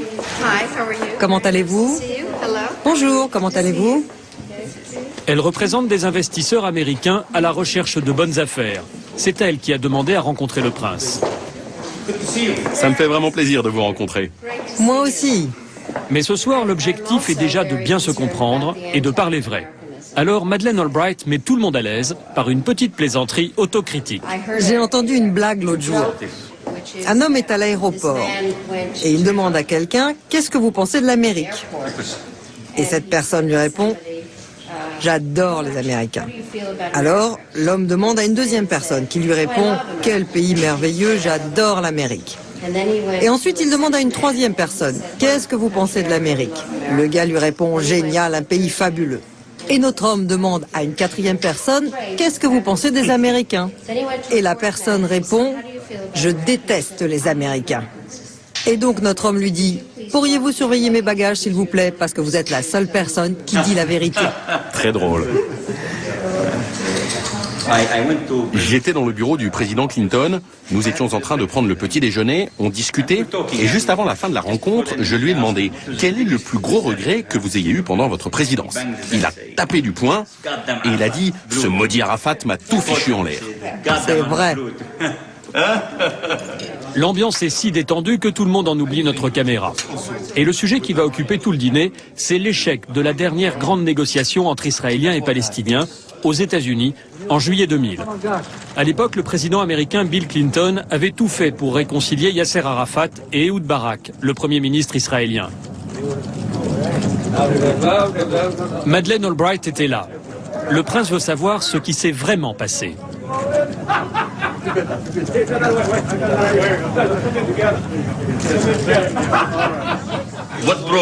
Qu'est-ce qui a cassé dans les négociations entre Barak et Arafat? Qu'est-ce qui a fait tiquer Arafat? Je pense qu'Arafat ne voulait pas du tout être là. Et qu'il ne pouvait pas trouver un accord. Il n'avait pas assez d'imagination. Quel est le point sur lequel il ne pouvait pas avancer? Tous les points. Il ne pouvait pas. Il pensait qu'il devait obtenir tous les territoires. Il n'aimait pas les points concernant les réfugiés. Il avait des problèmes évidemment avec la question de Jérusalem coupée en deux. Il était très intéressant. J'espère que vous lirez mon livre et vous verrez qu'en fait, il n'était pas engagé. Barak lui faisait des suggestions et Arafat continuait à dire non. Barak était très sincère. Oui, et Clinton a tellement essayé que je pense qu'Arafat n'était simplement pas prêt à faire quoi que ce soit. Et vous, qu'est-ce que vous avez pensé? Je pense exactement la même chose que vous.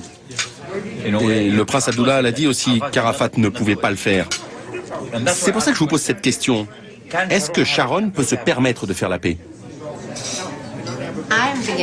Je commence à penser, avec tout ce que j'ai entendu ces derniers jours ici, qu'il ne peut pas se permettre de ne pas obtenir la paix.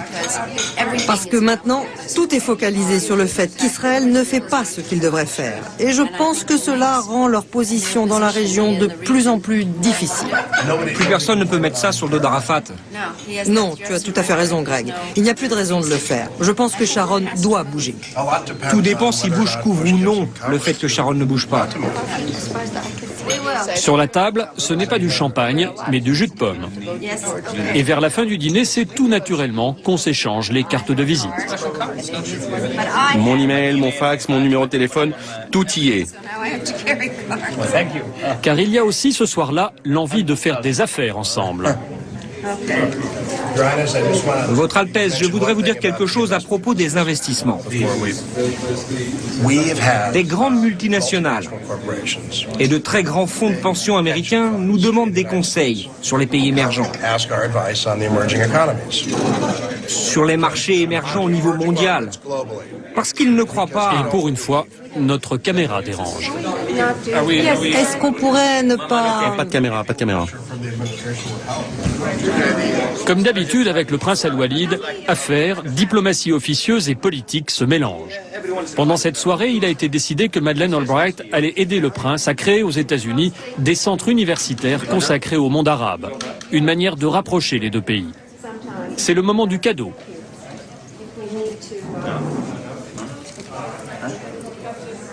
Le cadeau, c'est pour vous, Madame Albright. C'est typique de l'Arabie Saoudite. Nous appelons cela de l'encens. Il y a un autre cadeau? Oh, C'est de l'encens, ça. superbe. Question, les relations entre l'Arabie Saoudite et les États-Unis ont-elles progressé ce soir-là? Vous voulez que je vous réponde en français ou en anglais? Mais vous parlez français? Oui. C'est Madame Albright. Qu'est-ce que vous croyez? Quand on est ministre, on vient avec un agenda, avec quelque chose qu'on doit dire, on doit apprendre quelque chose. C'est un peu plus comme un danse. C'est tout dirigé.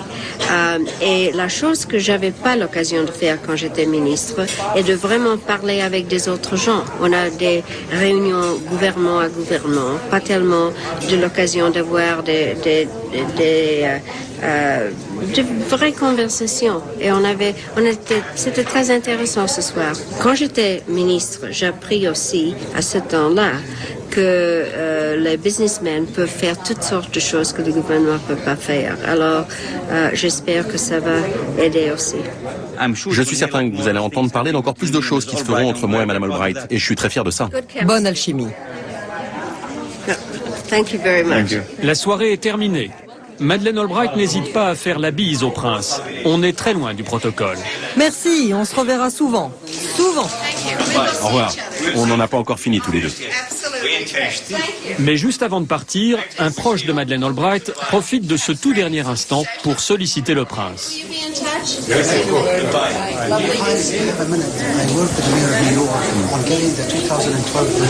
Yes, yes.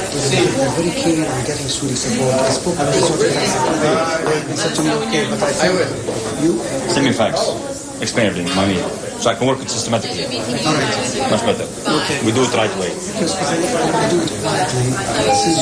Send me a message. I will do it methodically. Don't worry. Shukran. Thank you. Thank you very much. See you. Thank you. Vendredi matin, comme tous les Saoudiens, le prince Al-Walid se rend à la mosquée. Il est entouré d'une dizaine de gardes du corps.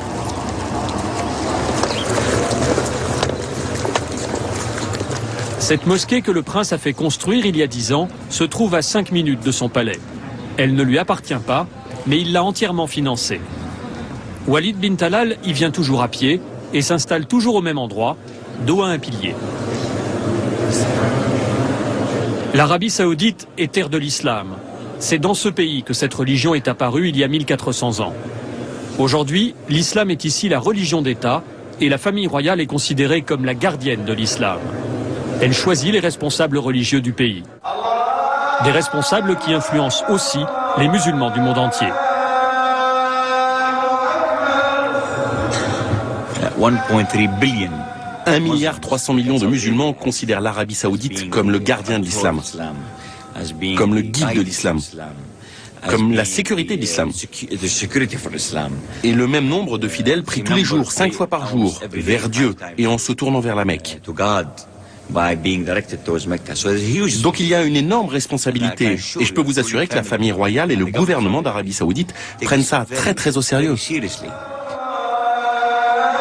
La présence de notre caméra dans cette mosquée saoudienne pendant la prière est tout à fait exceptionnelle. Les fidèles sont surpris, mais pas hostiles. Quant au prêche, pas de doute, il nous est clairement destiné.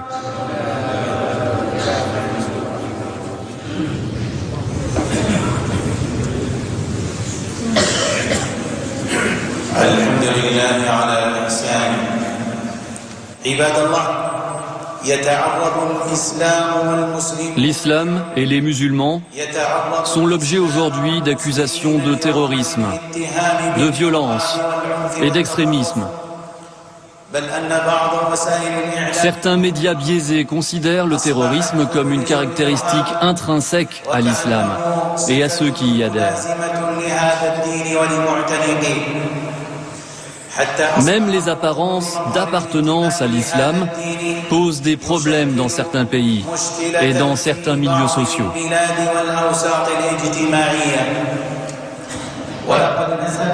Des médias ont allégué que les enseignements de l'islam poussent au terrorisme et invite les musulmans à prendre son chemin. Ils disent que des versets coraniques et des paroles du prophète parlent du terrorisme explicitement ou tacitement. Cela est en totale contradiction avec la réalité.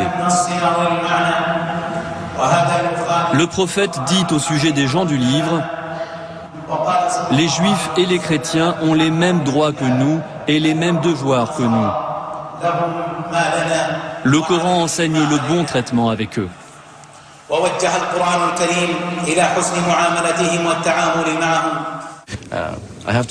Est-ce que c'était un prêche rien que pour nous? Je peux vous assurer une chose. J'ai appelé l'imam hier soir et je lui ai dit qu'il y aurait des journalistes français. Je lui ai demandé le thème de son prêche. Il m'a répondu que le thème du discours, ce serait sur les relations entre l'islam et les autres religions. Je lui ai dit merci, j'ai raccroché, donc c'est une coïncidence. Mais quand même, je vais vous dire, si cela avait été un discours différent, je lui aurais demandé de faire un prêche qui parle de l'islam et des autres religions. Je l'aurais fait. Mais je n'ai pas eu besoin de le faire parce qu'il allait le faire de toute manière. Le discours que nous avons entendu est donc la position officielle défendue par la famille royale. Et ce serait désormais celui que les Saoudiens peuvent entendre dans la majorité des mosquées du pays. Car officiellement toujours, tous les imams extrémistes ont été remplacés par des prêcheurs modérés. Mais est-ce suffisant? Est-ce que les gens ici sont d'accord avec ce qui a été dit? Je pense que la majorité est d'accord. Mais il y a une minorité ici, exactement comme il y en a dans des synagogues ou dans certaines églises qui ne sont pas d'accord avec ce que le prêtre ou le rabbin disent ici et là. À votre avis, qu'est-ce qui peut les ramener dans le droit chemin? Bonne question. Je pense que nous devons être constants, persévérants. Nous, les gens modérés, nous qui représentons le vrai islam, nous devons nous faire entendre d'une voix plus forte. Nous devons parler plus fort, de manière à ce que ces personnes comprennent et nous croient. Parce que certains d'entre eux seront convaincus et ils se diront « Attends une minute, on a tort, on retourne dans le Coran majoritaire ». Et pour faire entendre ses idées, le prince Al-Walid est en train de créer une chaîne de télévision religieuse modérée qui devrait être diffusée dans tout le Moyen-Orient d'ici 1 an.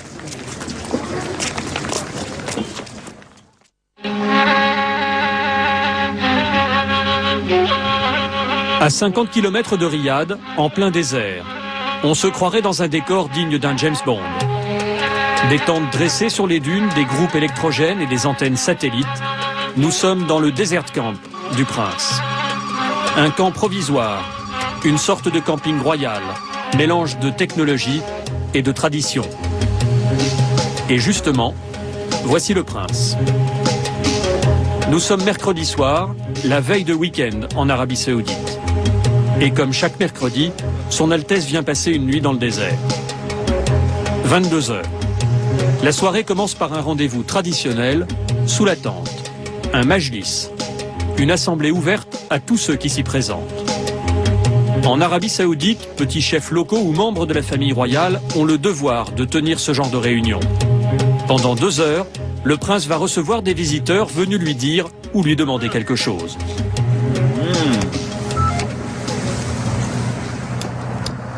Comme ça, pas bien pour moi. Même sous la tente, la nuit, la température peut descendre à quelques degrés seulement au-dessus de zéro.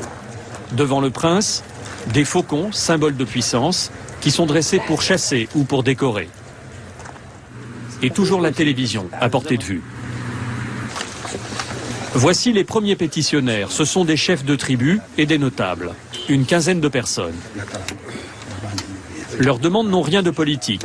En général, ils veulent simplement de l'argent ou un avantage personnel. Par pudeur, ils parlent très bas. Le prince donne toujours.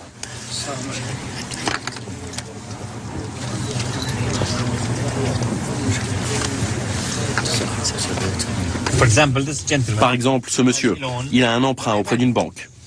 Voilà la preuve. 100%.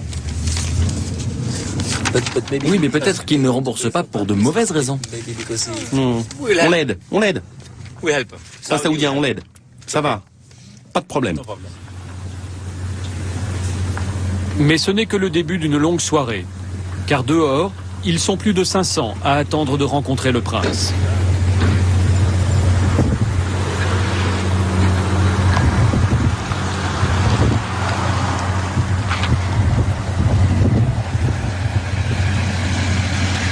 Ces hommes arrivent de tout le pays.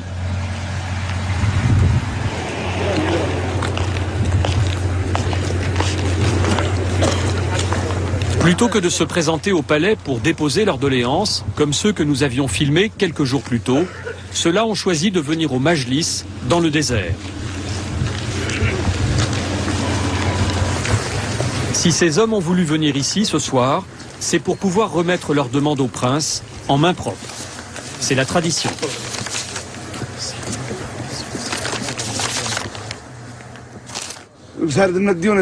J'ai énormément de dettes et je compte sur Dieu et sur toi. Monseigneur, je dois subir une opération aux yeux et dans mon ventre. Et je ne peux compter que sur Dieu et sur toi. Je dois faire cette opération et je suis criblé de dettes. Je n'ai qu'Allah et toi. Mes racines, mes traditions, ma religion. C'est un vrai plaisir pour moi, j'adore ça. Ça me plaît. Aider les gens, être proche d'eux. Parce que la richesse vous fait parfois penser que vous êtes au-dessus des autres. Ce n'est pas bon. Il faut garder les pieds sur terre, être avec les gens. Cela vous rend plus humain. C'est très important. Ne pas perdre le contact avec les gens, avec la vraie vie, la communauté, jamais. S'asseoir à même le sol, devant un feu. Échanger avec eux, voir quels sont leurs besoins, c'est très important. Mais parfois la supplique prend une toute autre forme, celle d'un poème. Dire un poème ne permet pas de demander plus d'argent, mais c'est pour le poète une fierté.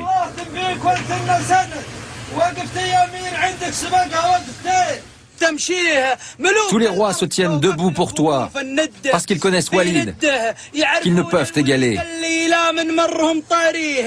Je n'ai jamais goûté au bonheur. Et la nuit, je ne dors pas, car je porte des plaies. La mort de mon père, de ma mère, de Mouna, de Salawa et de Manal. Mon père est décédé il y a 2 semaines, monseigneur, et c'est toi maintenant, mon deuxième père. Au total, le prince Al-Walid va écouter plus de 20 poèmes à sa gloire pendant 3 quarts d'heure. Et aussi incroyable que cela puisse paraître, c'est comme ça, chaque semaine. Tous les pétitionnaires sont là. La tradition veut que chacun attende sur place la fin des poèmes pour repartir. Des majlis comme celui-ci se tiennent tous les mercredis soirs dans toute l'Arabie, mais rarement avec un tel faste.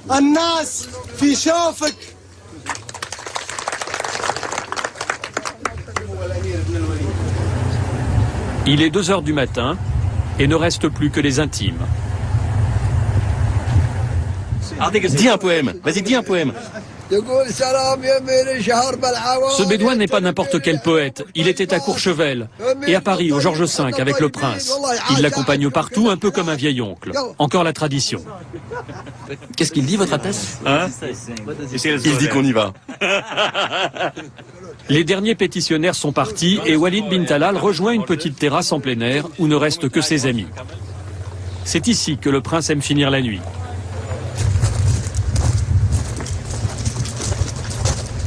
Ici, plus personne ne vient lui demander quoi que ce soit. Et comme toujours, lorsqu'il aime se détendre, il y a un grand feu.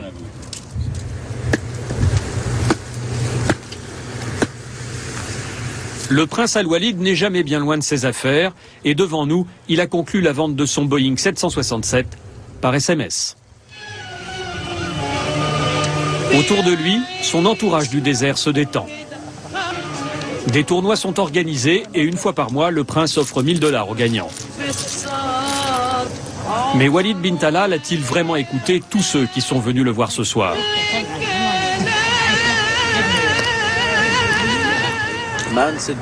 Un homme vous a dit tout à l'heure que son père est mort il y a 2 mois. Il y a 2 semaines. Oh pardon, je n'ai pas compris. Et il voulait que vous soyez son père maintenant. Ouais, je suis fier de ça. J'aime ça. Je pense que ce qu'il veut me dire, c'est qu'il me fait confiance. Et il veut que je sois comme son père. Pour moi, c'est un honneur qu'un Saoudien vienne et me dise « Soyez comme mon père ». Je ne serai jamais comme son père. Mais je serai de fait son père. De toute évidence, il veut de l'attention. Il veut que je prenne soin de lui. Et c'est quelque chose que je veux faire. Alors vous entendez vraiment ce qu'ils disent? Ah oui, j'entends. Vous prêtez vraiment attention à ce qu'ils disent? Je prête trop d'attention à ce qu'ils disent. Ce que ces gens disent, c'est un message direct du peuple d'Arabie Saoudite. Certains d'entre eux viennent et disent « j'ai besoin de ça ». D'autres disent « je veux ça ». Certains disent « j'espère ça ». Mais d'autres me disent ce qu'ils attendent de la part du gouvernement. Donc il y a beaucoup de messages politiques sous-entendus dans ces poèmes. Nuit blanche.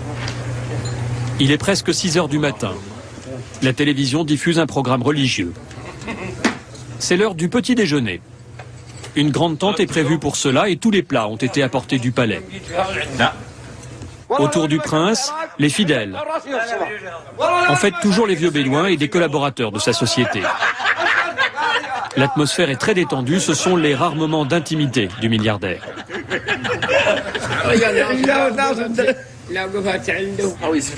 Comment est-ce que l'amitié est possible pour quelqu'un dans votre position?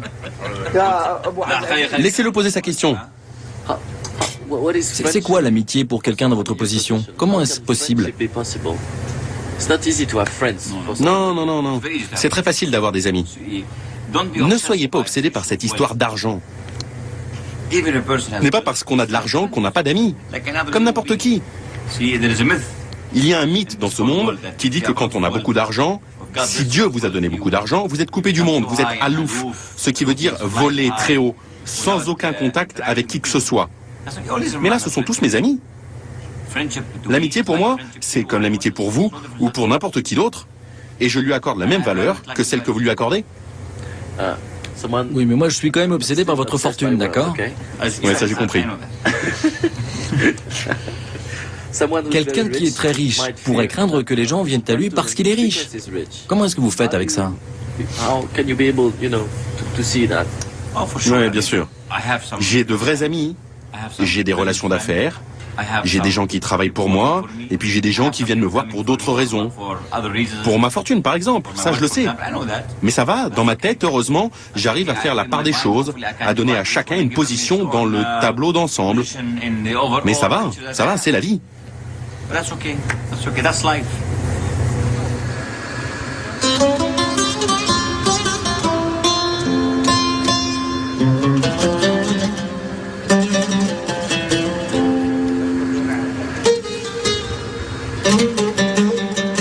Il est 7 heures du matin. Le prince Al-Walid va maintenant se reposer. Le soleil se lève. Demain, le milliardaire passera sa journée dans le désert.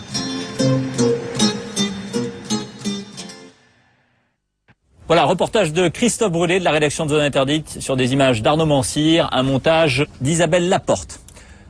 Le prince Walid bin Talal a accepté de nous recevoir donc à bord de son yacht. Merci encore à votre Altesse d'avoir accepté notre invitation. Est-ce que vous vous reconnaissez dans ce reportage qui a été fait de vous, ce portrait? Oui, je crois. D'ailleurs, c'était l'intention de M6 de me filmer comme je suis, et on me reconnaît tout de suite. De toute façon, avec moi, il n'y a rien de caché, je joue carte sur table. Et vous êtes un peu un ambassadeur de l'Arabie Saoudite, mais est-ce que ce modèle que vous donnez de Saoudien moderne, résolument moderne, est-ce qu'il n'est pas en contradiction avec l'image de l'Arabie Saoudite aujourd'hui, qui apparaît comme un pays immobile, un pays très conservateur? Je suis un homme d'action. J'aime avancer, faire bouger les choses. Ces dernières années, j'ai été gâté. J'ai pu faire évoluer mes centres d'intérêt dans tous les domaines. D'abord sur le plan financier, économique et dans le monde des affaires, mais aussi sur le plan social, humanitaire et même parfois politique. Quand un homme se bat sur tous les fronts, il n'a pas le temps d'aller lentement. Il doit être très agressif.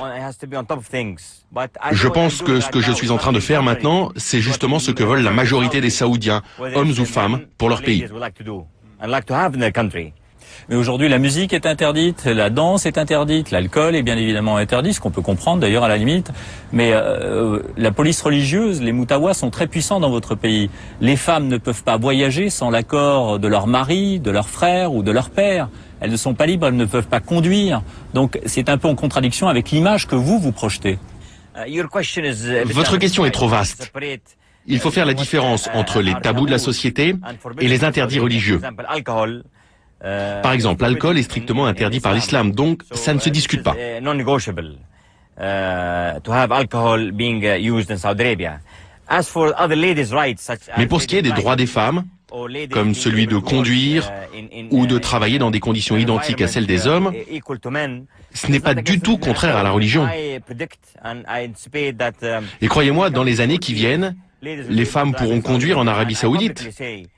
Et je le dis publiquement, pas seulement en ma qualité de membre de la famille royale. Je suis persuadé qu'il n'existe aucune règle religieuse qui empêche les femmes de conduire. Et je suis sûr qu'elles pourront bientôt conduire, très bientôt. Est-ce qu'on peut être à la fois un État islamique et un État moderne? Bien sûr que nous pouvons être à la fois un État islamique, ce que nous sommes, et un État moderne, bien sûr. Et d'ailleurs, c'est ce qu'on s'efforce d'être. Par exemple, aujourd'hui en Arabie Saoudite, on utilise les mêmes technologies que vous en Occident. On regarde la télévision, on roule en voiture, on se déplace en avion. On fait beaucoup de choses comme dans le monde occidental. Donc oui, nous voulons la modernité de l'Occident, sans aucun doute. Mais attention, ce n'est pas pour autant que nous voulons adopter la mentalité occidentale. Car certaines habitudes occidentales ne sont pas conformes aux exigences de l'islam. Donc, oui à la modernité, mais pas forcément la modernité à l'occidentale. Parlons de la liberté religieuse. Est-ce que vous trouvez normal qu'en Arabie Saoudite, il n'y ait pas d'église possible? Il n'y ait pas de liberté de culte? Que les soldats américains qui sont venus en Arabie Saoudite il y a une quinzaine d'années pour défendre l'Arabie Saoudite, le territoire saoudien, contre les visées de Saddam Hussein, n'aient pas pu rentrer sur le territoire saoudien quand ils étaient chrétiens avec une Bible, avec un signe de croix ou assister à des messes? Je suis content que vous me posiez cette question. L'Arabie Saoudite, c'est le Vatican du monde arabe. Et au Vatican, il n'y a pas de mosquée, et il n'y en aura jamais. En Arabie Saoudite, qui est un immense pays, 2 millions de kilomètres carrés, bien sûr, il n'y a pas d'église, mais c'est parce qu'il n'y a pas chez nous de communauté chrétienne. Pourtant, il y a des églises dans beaucoup de résidences réservées aux étrangers. Et ils pratiquent leur religion à l'intérieur de ces résidences. Donc, il est faux de dire que personne ne vit sa foi chrétienne en Arabie Saoudite. Publiquement, non. Mais en privé, oui, ils pratiquent. Est-ce que de votre point de vue, devant Dieu, un chrétien égale un musulman? Pour moi, ce ne sont pas seulement les chrétiens qui sont les égaux des musulmans, mais aussi les juifs. Ce sont les trois religions d'un même Dieu. Tout ce que je fais en ce moment dans ma vie, c'est justement de défendre l'idée que ces trois religions sont égales. Aucune différence entre elles. Et parmi tous mes amis, il n'y a pas que des chrétiens. Il y a des juifs, et on se voit, on discute de tous les sujets, et beaucoup d'entreprises dans lesquelles j'ai investi ont des actionnaires de religion juive. Donc je n'ai jamais fait, et je ne ferai jamais de différence entre juifs, chrétiens et musulmans. Et quand vous dites ça à vos oncles, à vos cousins de la famille princière, ça ne les choque pas, ils sont d'accord avec vous? Tous? Tout ce que je vous dis là est exactement à 100% ce que répondraient mes oncles qui gouvernent l'Arabie Saoudite. À votre Altesse, vous avez fait un don de 17 millions d'euros au musée du Louvre, c'était au début de l'été à Paris, pour développer un département des arts islamiques. Vous avez été reçu par Jacques Chirac, on regarde d'ailleurs ces images. Bonjour. Le don du prince Walid va financer une partie des travaux du nouveau département des arts de l'islam. 13 000 objets installés sur 4 000 mètres carrés dans la cour Visconti. Ouverture prévue en 2009. Alors c'est Jacques Chirac qui va l'inaugurer. Pourquoi pas? Vous lui poserez la question. Voici le projet retenu, dévoilé par Jacques Chirac. Les architectes Bellini et Ricciotti ont conçu un voile de verre pour éclairer les collections. Vive le Louvre. Vive notre chef. Pourquoi avez-vous fait ce don au Louvre? Que souhaitez-vous démontrer à travers ce département des arts islamiques? C'est très important pour moi d'avoir fait ça, parce que nous devons montrer aux Occidentaux, aux chrétiens, aux Français ce qu'est l'islam. Nous devons parler d'islam et leur montrer le vrai visage de l'islam. L'islam, ce n'est pas seulement le terrorisme, ce n'est pas ce petit groupe de gens qui ont kidnappé notre religion et sont devenus terroristes. L'islam, c'est une grande religion, très diverse, ouverte, pacifique. Nous devons transmettre notre histoire. Et nous remercions le président Chirac, les Français et le Louvre de nous avoir donné cette occasion de montrer l'islam authentique dans le plus beau musée du monde. C'est pourquoi j'ai accepté avec joie de participer. C'est moi qui remercie les Français et je ne leur demande aucun remerciement. Jacques Chirac, d'ailleurs, qui vous a élevé au rang de commandeur de l'ordre de la Légion d'honneur.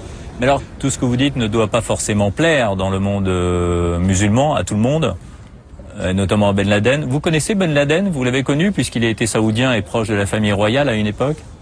Non, je ne le connais pas du tout. Je suis content de ne pas le connaître et je ne veux pas le connaître. Mais ces idées se sont répandues dans la société musulmane. Et nous devons faire plus pour éradiquer ce fléau qui ronge notre communauté. What do you think of him? Qu'est-ce que vous pensez de lui?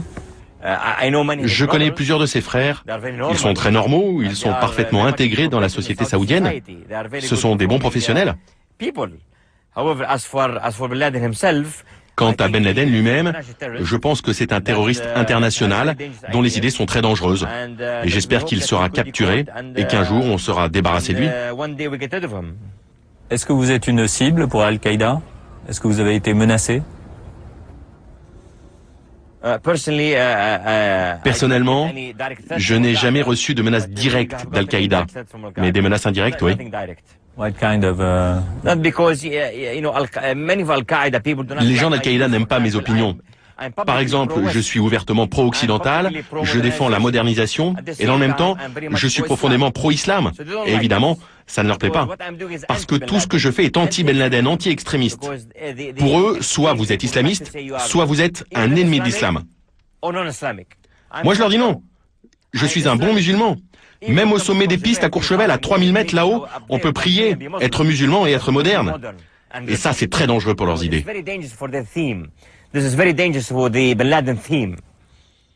Et plus on vous écoute, et moins on comprend pourquoi vous ne faites pas de politique, notamment en Arabie Saoudite, pour que ça aille plus vite. Mais c'est un mythe de croire que pour agir en politique, il faut faire partie du monde politique. Je ne suis pas du tout d'accord avec ça. On peut faire beaucoup de choses en politique, dans le domaine économique ou financier, sans être soi-même un politicien. Par exemple, qui est l'homme le plus influent du monde? Ce n'est pas un homme politique, c'est Bill Gates. Donc vous pouvez être bien plus fort si vous n'êtes pas dans le milieu politique ou au gouvernement. Et ce que je fais en ce moment, pour les idées que j'essaye de faire avancer, les choses ne se passent pas seulement en Arabie Saoudite, mais aussi dans le monde arabe et partout sur la planète. Donc vraiment, faire partie d'un gouvernement serait un obstacle au projet que j'essaye de mener dans mon pays, dans ma région et dans le monde entier. Et si vous mouriez demain, quelle image aimeriez-vous que l'on garde de vous? Si je devais mourir demain, je voudrais que le monde se souvienne de moi comme un homme qui a fait de son mieux pour gagner sa vie honnêtement, comme n'importe qui.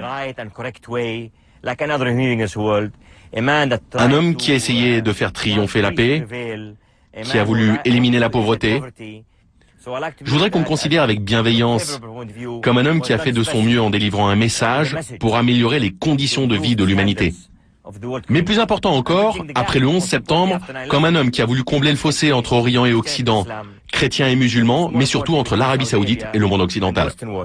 Merci Votre Altesse, merci d'avoir accordé à Zone Interdite, à Christophe Brûlé notamment, l'autorisation de vous suivre tout au long de ces semaines, de faire ce portrait de vous. Merci aussi de nous avoir reçus à bord de ce yacht en baie de Cannes. La rédaction en chef de Zone Interdite est assumée par Jean-Marie Tricot, Valérie Troisier, Marine Vogel.